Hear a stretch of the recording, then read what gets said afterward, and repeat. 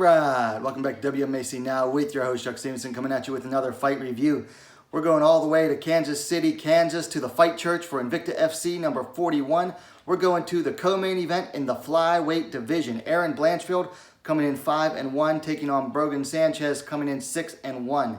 Sanchez, fairly late replacement for Erin Geltmacher, also hadn't fought for a while, but I thought it was a good matchup, at least because she had somewhat of a similar style to Geltmacher in that she's a very aggressive fighter.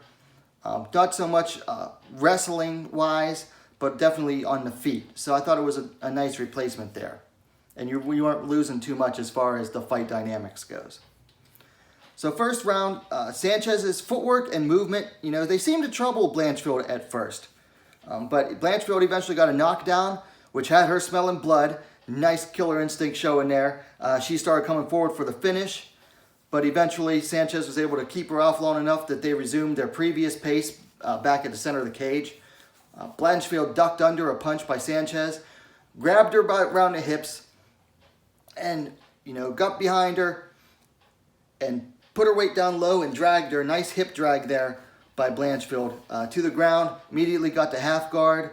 And then for the remainder of the round, which wasn't much left, there was some ground and pound by Blanchfield as she worked to pass the guard there. What I liked was she didn't try to just stay in half guard and land ground and pound. She was also working to pass as well. Second round was aggression and early offense by Sanchez. Nice to see, but she was eventually backed off by Blanchfield. From there were some nice exchanges in the pocket in the center of the cage. I thought Sanchez was getting in some good strikes. Blanchfield decided to go to the clinch, but Sanchez was again able to fight her off.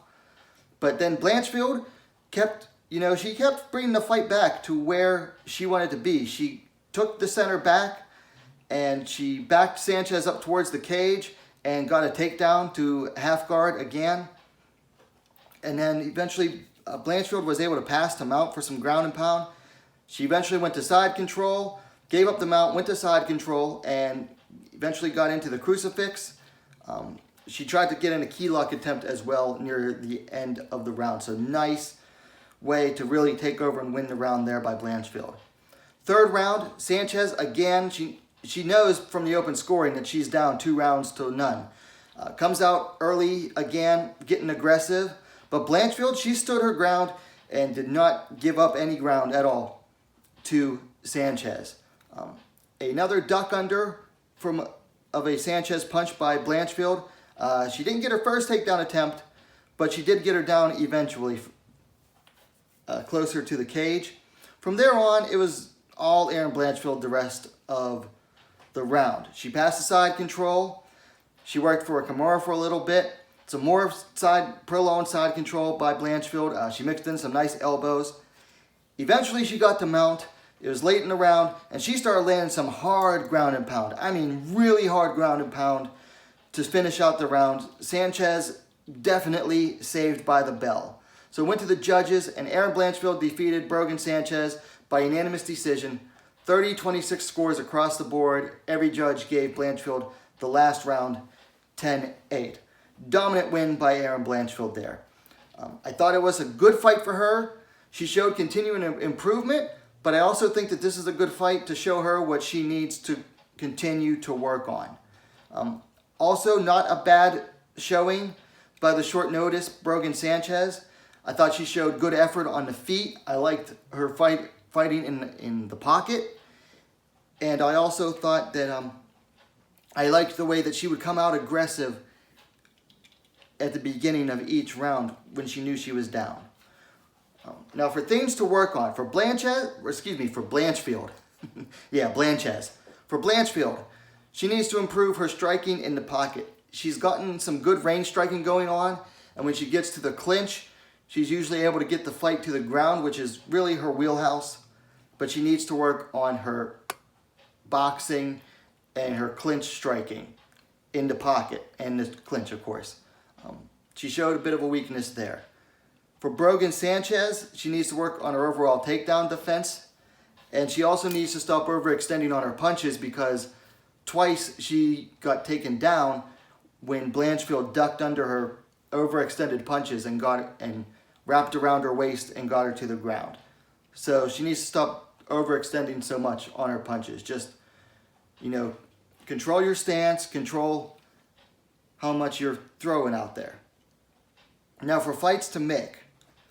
First, let's look at Brogan Sanchez. I'd like to see her matched up against Karina Rodriguez. Rodriguez is another one that hasn't fought for a while since she lost what was supposed to be a title fight. Ended up not because Rodriguez missed weight. Anyway, Rodriguez, another one coming off of a long layoff, so was Sanchez. Both like to fight. Both are particularly good striking in the pocket. I think that would make for a fun fight. That could be like a good co-main event on any Invicta card. Also, whoever wins that would be right back in the mix. Now for Erin Blanchfield, if she stays in Invicta, I think at this point you have to give her a title shot against the champ, Vanessa Porto. There's really no one else for Blanchfield to fight in Invicta at Flyweight at this point. I think she's well deserving of a title shot. She is now 5-1 in Invicta, I believe. Yeah, she's 6-1 overall. I believe 5-1 or 4-1 over. No, I think she might be 4-1 overall in Invicta. Arguably didn't lose her only loss to Tracy Cortez. And a lot of the other top flyweights have moved on from Invicta, so let's give Blanchfield that title shot. However, I do think that at this point, Blanchfield has also shown that she is ready to move on to the UFC. I mean direct contract here. None of that, no tough if they bring it back. None of that contender series garbage.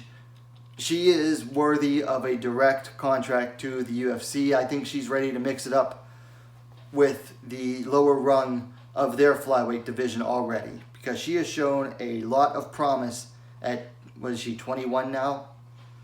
A lot of promise from this girl, and I'm going to make a video talking about that as well. So those are my thoughts on the fight.